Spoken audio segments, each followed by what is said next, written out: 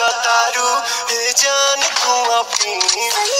सेवा करे से दिया पवा करना दूध पी हमें प्रोटीन मिला करना तबे भइल बा कमरिया मोर चा करना तबे भइल बा कमरिया मोर चा करना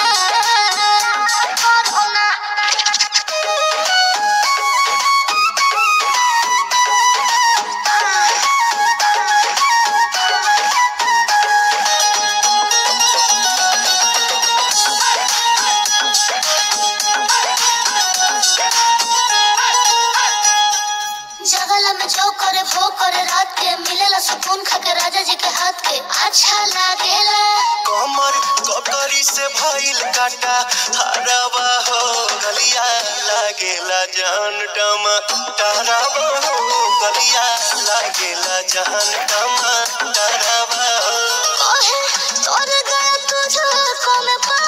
करना अपने खाना पहले हम के खिया करना तबे भइल बा कमरिया मोर चा करना तबे भइल बा कमरिया मोर चा करना